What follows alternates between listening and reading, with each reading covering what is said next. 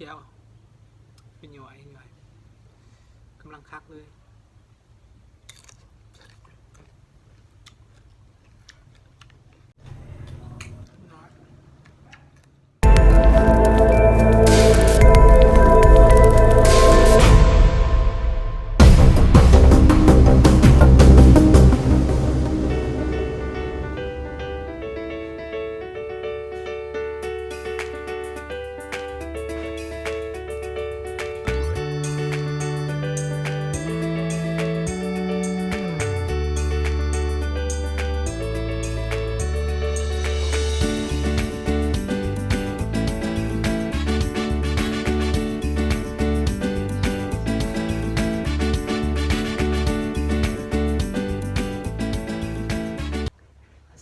สบายดี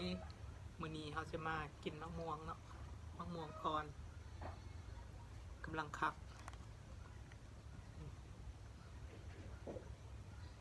และนี่ก็จะเป็นน้ำเจียวเนาะนะคะซื้อมาเมื่อเช้านี้เนาะม่วงกำลังคักมันเรียกเพื่อนมากินน้ำกันเด้อ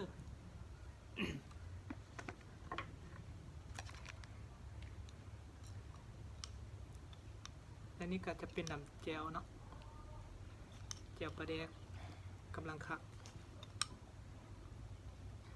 เจียวปลาแดกกำลังคักเด้อ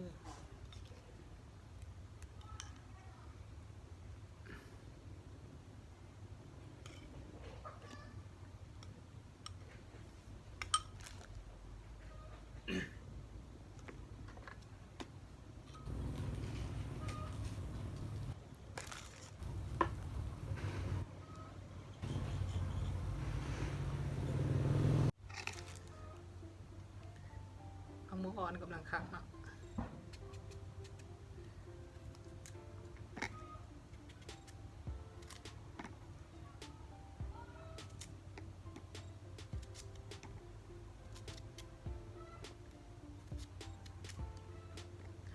นี่ฟ้าอากาศกำลังคัก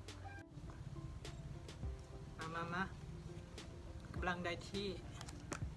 มะม่วงอ่อนกำลังส้มแสบพอดีเนาะ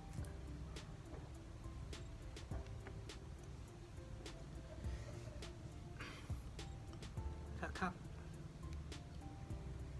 น้ำเจียวปลาแดกเนาะพอดีซื้อมาเนาะไปห้ามเขาจออันค่ายเขาจอค่ายเข้มทาง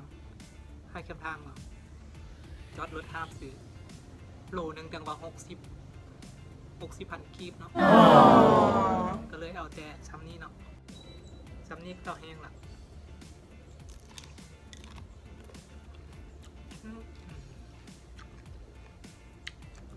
นะครับ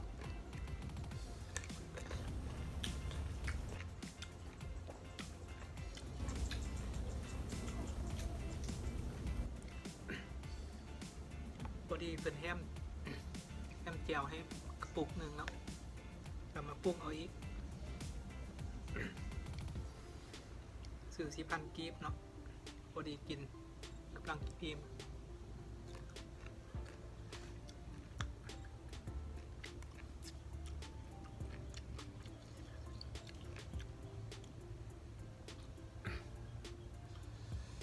น้ำเจียวเป็นหน่วยกำลังคักเลย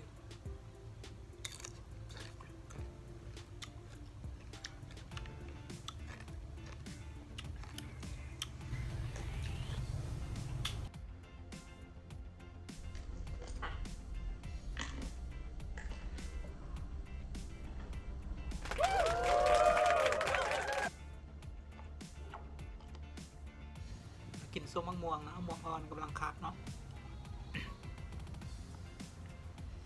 ก็ได้เข้ามาเบิ่งมาชมเนาะคลิปนี้อย่าลืมกดไลค์กดแชร์ให้เนาะฝากกดไลค์กดแชร์เนาะช่อง YouTube SLV เนาะกินที่เราในบ้านเฮาเนาะฝากกดไลค์กดติดตามให้เด้อเนาะกินมะม่วงเนาะมะม่วงอ่อนเจียวปลาแดกกำลังคักมาเด้อเนาะ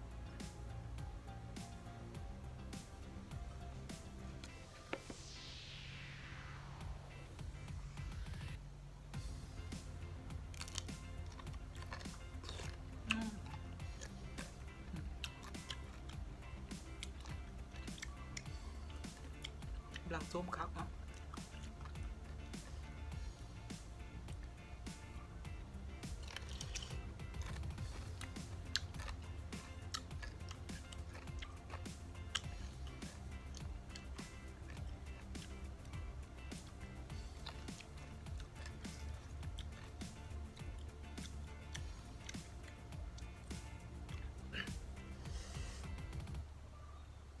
โคตรแซ่บเลยแซ่บสุดๆ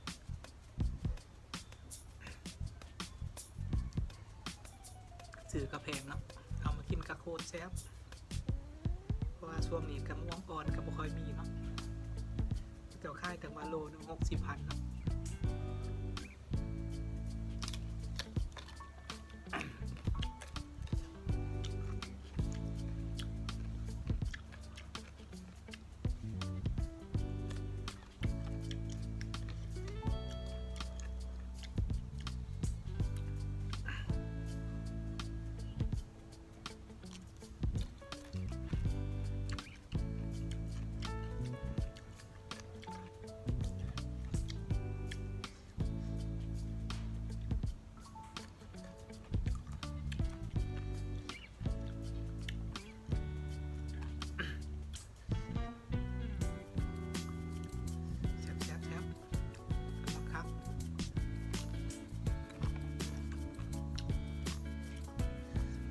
โซมกำลังดีนะคุยกันเจียวประเด็กปวดคักเจียวกระแสบน้ำมันก็สปอดีส้มอากาศดีปากแดงอย่างปาก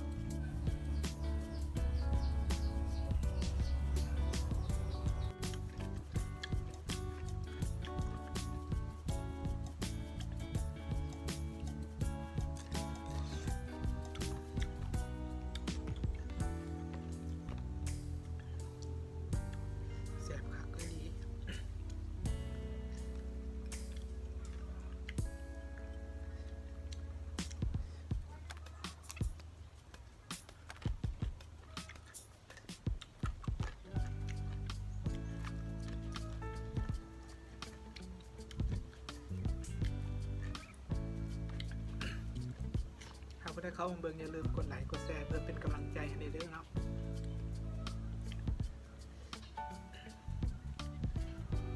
ถ้ากดไลค์กดแชร์เนาะช่อง YouTube BSLE เนาะกินเที่ยวในบ้านเฮา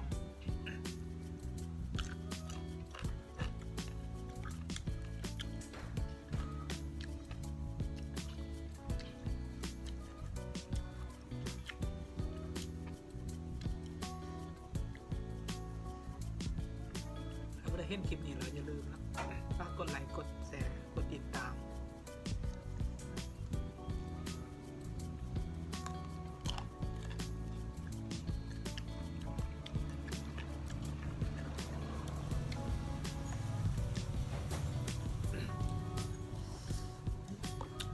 แชร์ให้กันมาเนาะ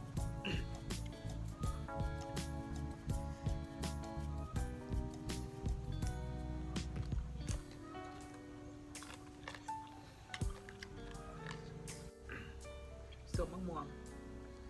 วงเจ้าปลาแดกเรื่องแสบสุดยอดเลย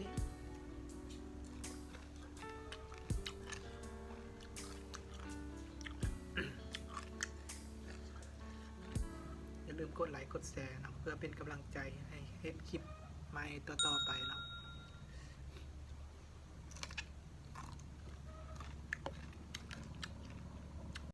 สำหรับคลิปนี้ก็จบเพียงเท่านี้เนาะบาย